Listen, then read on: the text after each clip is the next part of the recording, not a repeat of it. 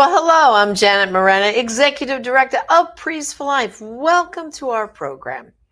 Well, as you know, with the overruling or overturning, whatever phrase you like, of Roe v. Wade and Planned Parenthood versus Casey, the subject of abortion is in the news. Constantly, people are talking about it. And there's a lot of misunderstanding that goes on out there about the abortion issue right now.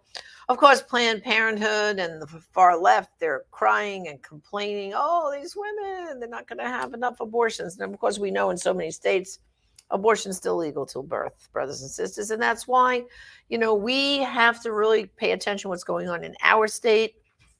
We have to pay attention to the upcoming elections. Very important. We've got to put pro-life people in office from the local level all the way up to Congress, because now with this decision, it has gone back from the judicial branch of the government to legislative. So we all have to get involved. And what we have to do, brothers and sisters, is understand this issue even more. What happens to a woman who suddenly finds herself pregnant and she says, uh-oh, I don't know what I want to do? Well, joining me today is someone we're going to chat about that whole process, that thinking process of how you get from maybe avoiding an abortion, thinking you might have an abortion, but you're not going to have an abortion, to making an adoption plan and what that's about. Many women, when they're surveyed, unfortunately, they'll say they'd rather choose abortion than adoption because they're afraid of that whole process. Oh, I'm giving away my child. Why is killing your child easier than giving away your child? We're going to explore all those things today on our program. And I'd like to welcome to my program, McKayla Williams. McKayla, welcome to the program. Thank you. Well, you, young lady, had such an experience, right? Yes. You found yourself in an unexpected pregnancy. Give us a little background about that. I was in college. I was not living life as I was raised to. I grew up in a Christian home, and my parents divorced whenever I was in middle school, and that affected some things growing up. And my mother remarried, but her second husband took her life the year that I graduated from high school. And so at the encouragement of friends and family, I still went off to college. And whenever I was at college, I found myself away from the people who knew me and held me accountable, and I could live as if it didn't happen. And so instead of going to church, I started going to bars. Instead of being with other believers, I was fellowshipping with people who were not believers. And I met a man who was about 10 years older than I was. He was from another country. And we began to date, and he kept on pushing marriage 3 months into a relationship, which was a little too soon for me, very soon for me. And even though I wasn't walking with the Lord, I still felt strongly that I needed to get out. I had come across a letter at his apartment from the federal, I guess, that was saying his working visa was about to expire. So I kind of put two and two together that he was trying to stay here permanently. Yes, stay here permanently. Well, if I marry an American, then that solves my problem. Yes, yeah. So that weekend, I didn't want to break up with him then because it was his birthday. We went to a barbecue for his birthday with some other people from his country. And he impressed upon me it was very important not to turn down food and drink from the people who made it for me. And so I wanted to be honoring of that. And I consumed the specialty dishes that they made, and we were having a good time. But he made sure that my wine glass was never empty. And there was hard liquor that was served to toast him and celebrate him. And he kept on making sure that I was drinking. That night, I was very sick. He still took me home, washed me off, and had his way with me. The next morning, as soon as I was composed, I drove home back to Oklahoma from Texas and ended the relationship. Then about 3 weeks later, I found out that I was pregnant. Oh, boy. Yeah. Let's talk about that just for a minute, because that's, the scenario, like, oh, and suddenly now I'm pregnant. Mm-hmm. The guy is out of the picture, right? You put him out of the picture. You went home.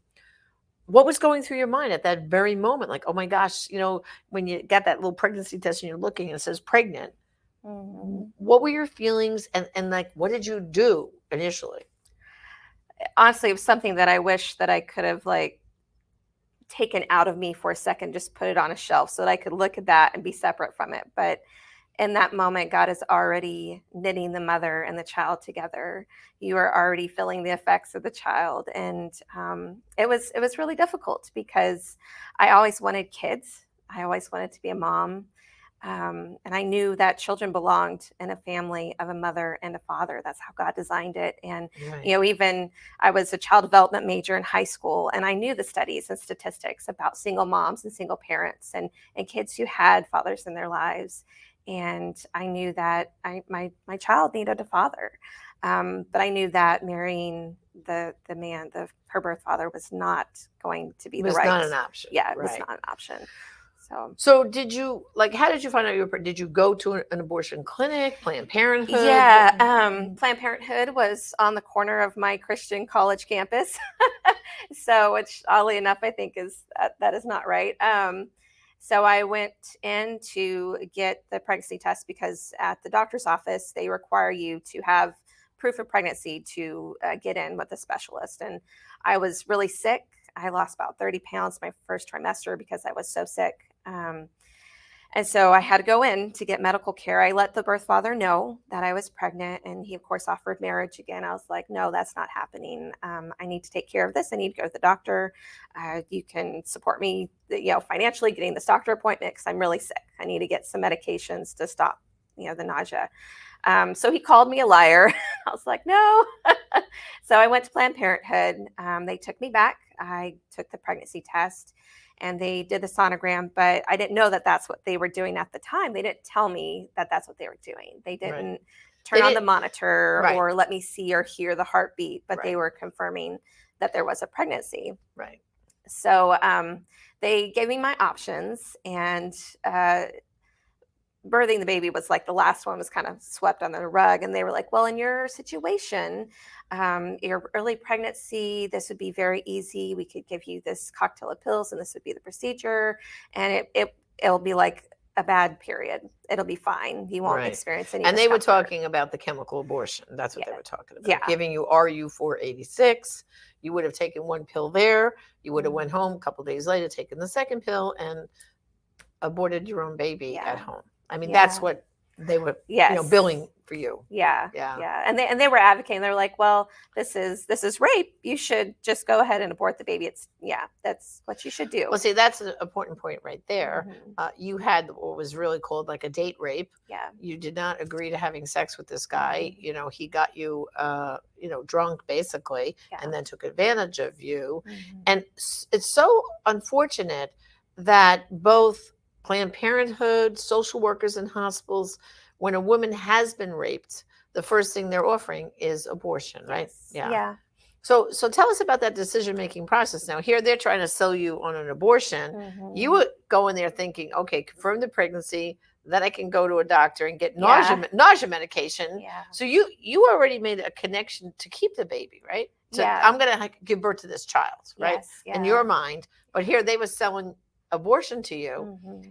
How did you feel? How did you respond? Or did you just kind of keep quiet and say, let me get out of here? I mean, what were your feelings? Well, honestly, it did occur to me, and I listened to them. I was like, okay, this would be totally understandable in my situation. Right. And no one would have to know. Yes, no one would have to know. Right. I would continue on, but mm-hmm. I knew that was not, that was at the core. Like Psalms 139, God has created each one of us intentionally and knitted us together in our mother's rooms. And so I knew that couldn't be an option. I did consider it, but I left then with my proof of pregnancy, and I didn't return back. Just continued. Thanks be to God. Yeah. Praise the Lord. So now you went to a regular doctor and, got the care you needed. Mm-hmm. So tell us about that whole thing. Now, were you still at school or you went home? I was at school. Yeah. I was while you were pregnant. Mm-hmm. So where did you give birth? By the college, or you went home? Yeah, but I stayed in Oklahoma, and I had the baby there. So you were able to stay in school? Yes. You didn't have to quit school? No. See, that's another fallacy that they build to women, like, well, you can't be pregnant and attend school. Oh, you'll lose your scholarship. You'll be kicked out. This, that. you went through that whole next semester with no problem, right? Yeah, yeah. And gave I mean, birth. it was difficult. Well, of course, but pregnant and yeah, God was faithful to surround me with people who really supported me Well, that was and good. was caring for me. So I was, and thankfully, like that was around the time whenever school started doing online classes. So I was able to do most of those in comfort of my home whenever I was getting pretty large. So, and God even provided, I was working as a nanny for a live-in nanny for some families. And one family said, we'd like for you to live with us permanently and we'd like to take care of you. And so God really just provided everything for me. So now you're pregnant, and you're going along in your pregnancy. At what point did you start to say, "Uh-oh, am I going to take care of this baby and raise this baby, or should I make an adoption plan?" At what point did that enter into the picture? Honestly, whenever I found out that I was pregnant, I was considering adoption. Oh, you were? Yeah, Oh, yeah. Well, okay. that was one of the things that I presented the birth father with. That was like, we can, this is an option. So he was upset about that, but he also claimed that I wasn't really pregnant, that I was faking the sickness. I was like, no. So Was he living in the same state where you no, were? he was in Texas and I was in Oklahoma. Okay, so that was at least a Yeah. distance of leave me alone kind of thing. Yes, Okay. yeah, there's protection there. So I began to research Adoption Network because of the situation with him being from another country. And I believe he was trying to, have an anchor baby, so to speak. I didn't want, I wanted to get her as far away from us as possible for her protection. Right. And so I began to, there were local adoption agencies Mhm. and Christian adoption agencies, but what was most important to me was to get some space between Get her her out birth of father, state. get her out of state, and they had to be a Christian family. And there were other things that I wanted for my children. I want to homeschool my kids. I want them to have a father who is in love with the mother. And there were about 3 families that fit that criteria. And I only interviewed one, and I was going to interview the other family, but then they got an adoption placement and they were no longer an option. So I got to connect with Mary and Alan, and they shared with me, I do have some pictures here just of this is them, this is their story. She was an ice skater, and she homeschooled. And she already had 2 kids, so I wanted my daughter to have brothers and sisters, be in siblings. a family, Yeah. And so they just met my criteria of being Christian. Whenever I talked on the phone with them, you could tell. But you went through an adoption agency, right? Yes, I went through adoption agency. Ah, great. So whenever I talked on the phone with them, I could tell that the father was so in love with the mother, and I knew that this. Well, was the especially like family. you had said, your parents had divorced, Yeah. and you knew how traumatic that made you feel. Yeah. You wanted to find a couple who were, like you're saying, truly in love. Yeah. Divorce wasn't even like on the radar screen. Mhm. Now, tell us about you're getting near, you're in your 9th month, and okay, baby's going to come any moment now. These parents that you chose, did they come to the hospital? Were they part of the birth process? Yeah, they were. We continued to get to know each other. I shared with them about enjoying the stars with my dad and enjoying going out stargazing while I was pregnant with her and taking walks and everything. And so God just kept on confirming all these things. So we decided to go ahead and pursue adoption. And I had an inducement date set at the end of the 40 weeks there. And so they were able to plan their trip down. They live far away. So they planned the trip to come down, and we were induced, and they came to the hospital. They had their own room, and they were able to hold her as soon as she was born. Oh, how beautiful. Yeah, so it was really beautiful. So they made a connection right away. Yeah. I'm looking at these pictures, they're so beautiful. Oh, there's little footprints and all that. For confidentiality, I'm not going to turn the book around so everyone can see. Yeah. This is what I think is so sweet here is your daughter, and what's the baby? You're allowed to say the baby's name? Her name's Aubrey. It was what? Aubrey. So who picked the name, you or the adoptive mother? The adoptive mother did. Oh, you let her select the name? Yeah. Well, it's their child. So right. I was totally okay with that. They picked the middle name Star, And God just kept on. People would give me gifts that had stars on them. There was a willow angel that was holding a star, and they didn't know the story yet. So it was just God's confirmation throughout it. Somebody gave me a necklace with a star at that time, and so I really took it as God's confirmation that this was. So after how many days did they, now when all the paperwork was official, leave to take this little one away from you? How many days was that? And what were those feelings like? Tell us a little. Well, they, I believe it was 2 weeks. So they stayed 2 full weeks? They stayed 2 full weeks. Wow. I didn't get to spend that time with her. I spent 2 days in the hospital with her.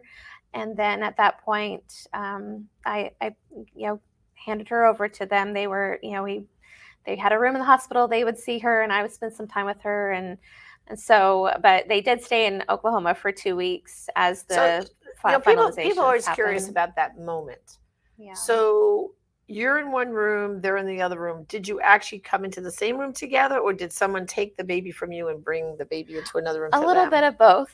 The first page was a picture of the birth mother with my friend who made a quilt. And so the birth mom came in, the adopting mother came in. Came in. You're the birth mother. Yeah.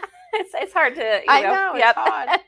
So she came in and they held the baby and I got to meet her kids as well. Oh, that was nice. So we spent some time getting to know each other there at the hospital as well. But they gave me the time that I wanted with her. And I would feed her bottles. I had her by my bedside, and I had that. They were very loving and grace-filled and understanding that I wanted that time with her. So.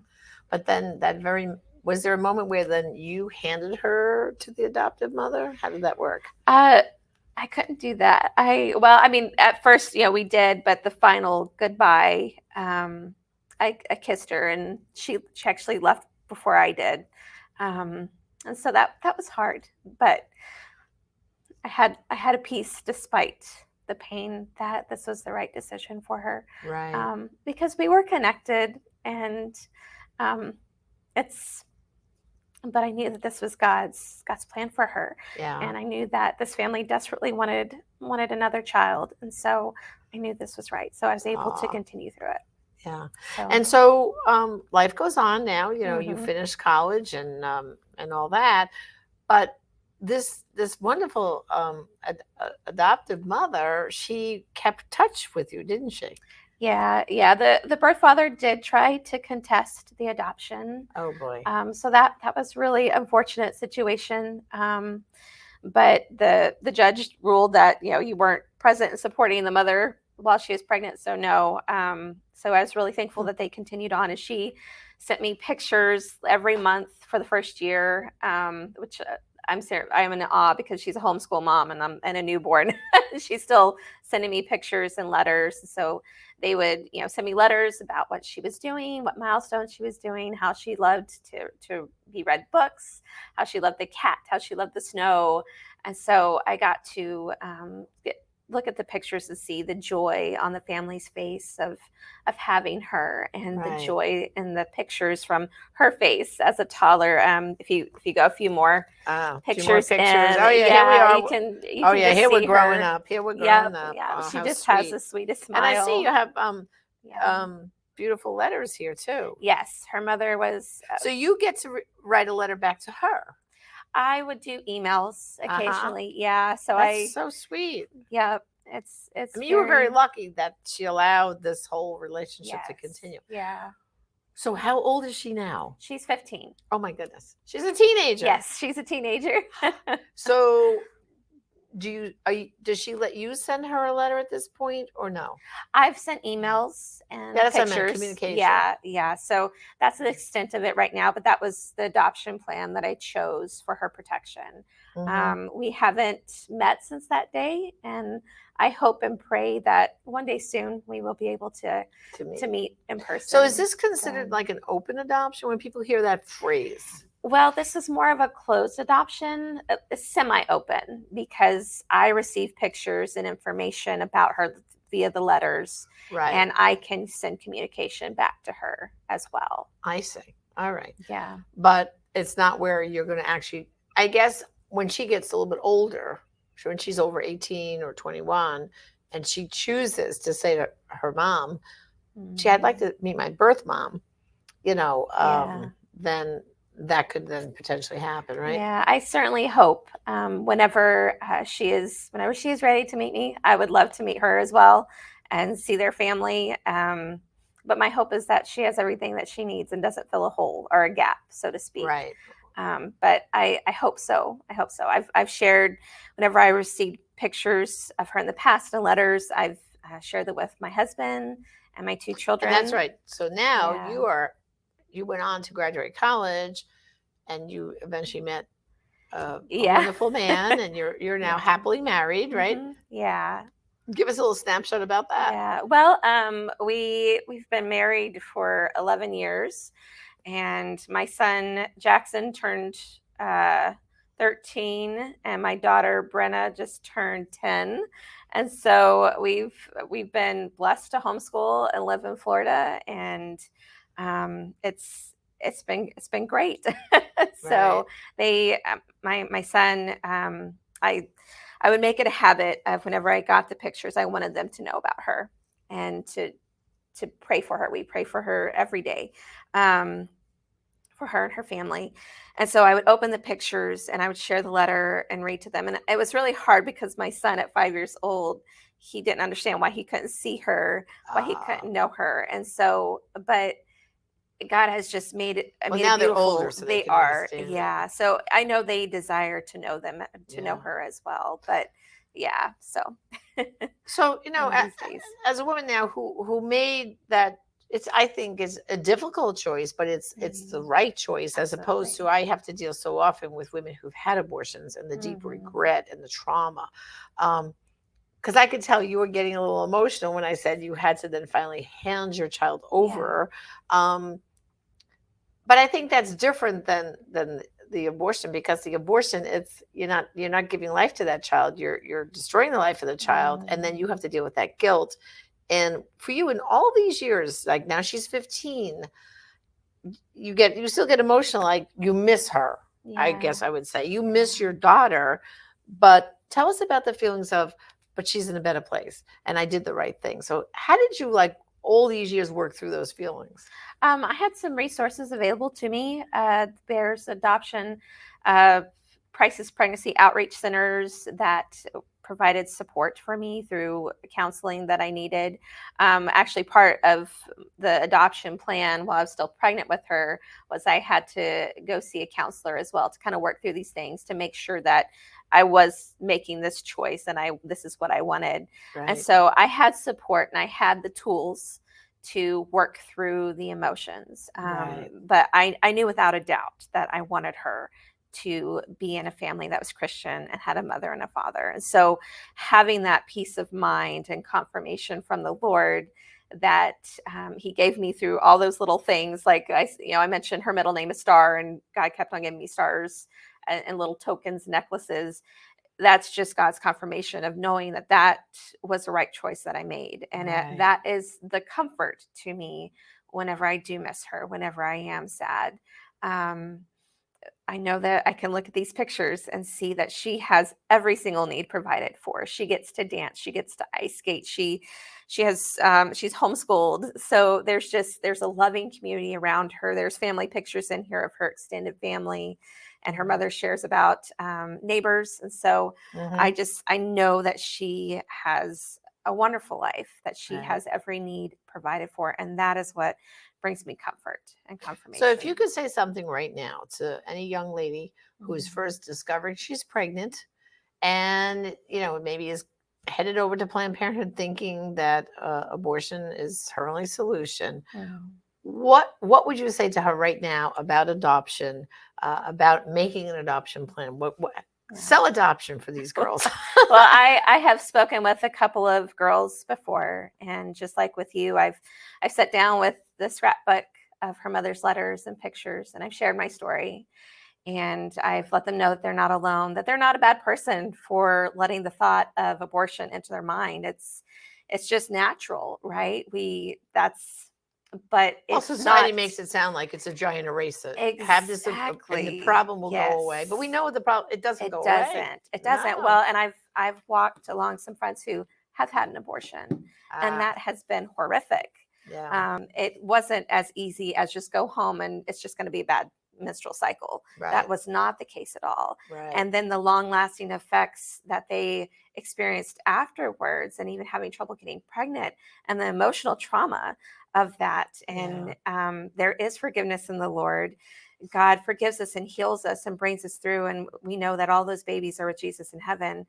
Right. So But adoption is the better option, isn't yes, it? absolutely. Life is always best. There are so many families out there, some who can't have children, some who want more children, some who for whatever reason. One of my dear friends, her husband is unable to have children, and so they've had to go a few different routes. And so there are people out there who want kids so desperately, Right. but can't have them. And And people should so, understand too, when a couple wants to adopt, there's a whole process. I mean, yeah. they come and look at their home, they look at their family Mhm. situation, they look at even their health. Because I know Yes. some people who have certain illnesses, they're not considered good adoptive parents. So there's a whole Yeah. process that when you're selecting this couple, they've already been screened, Yes. and you're getting Yeah. like the A-list people who are ready and able Oh, to take that absolutely. child. So Absolutely. And there's a lot of other options. There's crisis pregnancy outreach centers that work to connect the birth mother to be a part of the family and the child growing up on a right. daily basis. And they help bridge the gap and provide support Yeah. to navigate those. So there's all kinds of adoptions. There's closed, there's open, there's, A little bit of integrative. both. That's Yeah. So right. there's so many options. Well, McKayla, I want to thank you for joining me Thank you. today and sharing your story. Thank you. Well, brothers and sisters, I hope this helps you to put a more positive spin on adoption and be ambassadors of that message. But before we go, I want to remind you of a few things. First of all, here at endabortion.tv, we have a weekly pro-life news show. You can tune in every Friday night at 9 p.m. You won't see Just Ask Janet. You're going to see the Week in Review, pro-life news with Teresa Watson and Leslie Palmer. I hope you tune in for that. It's a great opportunity to catch up on the pro-life news. And also, now that abortion is being discussed, I want to remind you of a great tool to help you, my new book, Everything You Know or Need to Know About Abortion for Teens, also for adults too. Go to abortionandteens.com and place your order today. So thank you once again for joining me on our program. Until next time, this is Janet Morena, Executive Director of Priest for Life. God bless.